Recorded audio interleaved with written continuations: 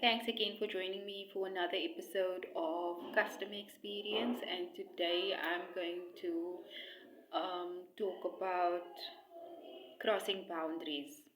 Crossing boundaries in a professional environment and getting personal when it comes to customers. So let's start with talking about what your space is. So if you work a consultant, then you are given a desk and you will be seated on the opposite side of the customer, and you will have your PC or whatever the case may be, all your equipment on the one side, your personal device, even if it's a work phone and it's a customer facing environment, that will be obviously put in your drawer or whatever the case may be, you know what I mean, so that there's nothing unnecessary laying around on your desk, and you are able to then assist the customer. Because if it's a customer facing environment, in a service environment, customers sometimes come with their documents or papers or whatever the case may be, so they need their space on the opposite side.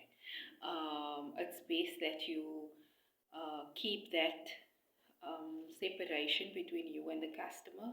So, because if it's a document that the customer has brought you to look at, then the customer will hand it over to you and you will take it. You will not cross over, lean over the desk to be too,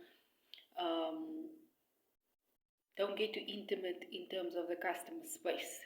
Because remember, it is a professional environment.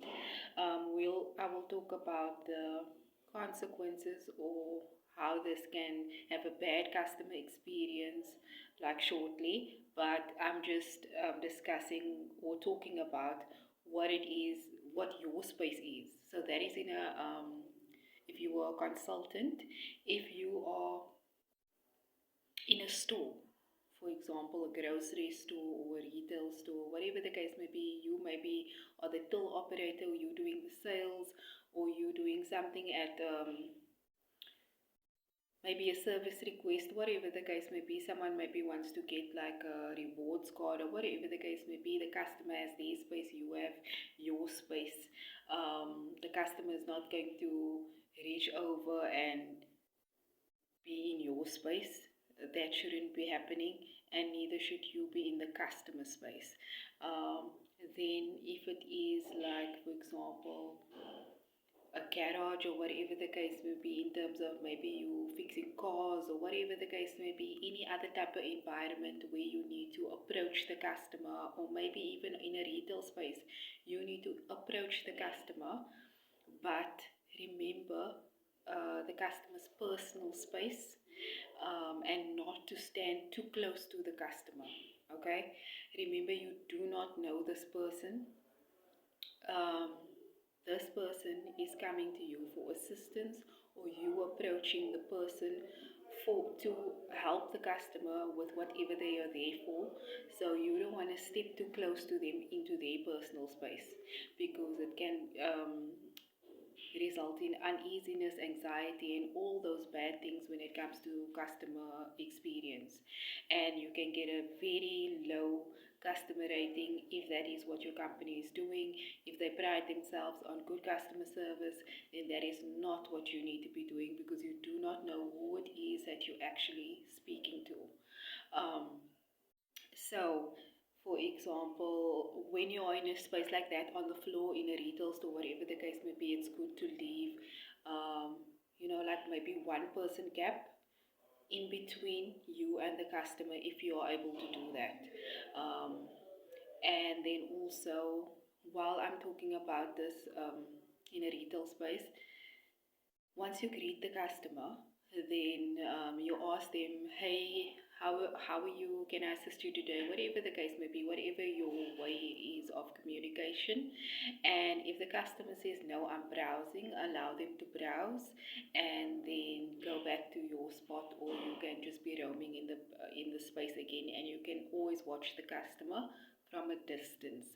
You don't have to follow or and talk the whole time next to the customer, because sometimes the customer has never experienced your store. So they want to literally browse to see what is in your store, and they might be waiting for someone that's in the mall. Um, so now they're passing time, they're curious to see what your store has, and they might not purchase on that day, but they will remember what you're selling, and also they will remember, most importantly, the customer experience. So that will determine whether or not that person is going to go back to that store, and they're also going to it's not just that person, it's that person's friends and family also that's going to hear of a very bad experience. You know, people love to talk about bad things and bad memories. So this is your opportunity to shine, and your opportunity to um, let that person leave with a good memory and talk about your brand in a good way. So try, if you are able to, leave one person space between the two of you, so that you guys can breathe properly. The customer knows they are the customer, and they know it's your store, and they will call you if they need help. I'm going to do another video on how to engage in terms of a retail space, just my personal experience. And if you have something to comment, you can also share your comments with regards to that as well. But that's for another day. So today we're talking about crossing boundaries in a professional space. Also, there's other companies out there, and I would like to, or other businesses out there, like for example self-employed people, for example drivers, or whatever the case may be. Sometimes you are not able to, especially in public transport, you are not able to um, leave that one person space in between you and your customers. Or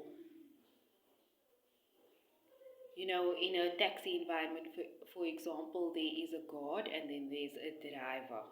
So then what happens in that type of space when it is really busy, like busy times, then if your way is to get as much people in that van as possible, so be it. You know what I mean? People that usually travel on that route will understand it, and people are then able to, like your regular customers, are able to observe your ways, and because they really want to make use of your services, they will decide whether or not it's okay for them. So for me personally, I have mentioned this on my travel with me videos. Check it out if you haven't already.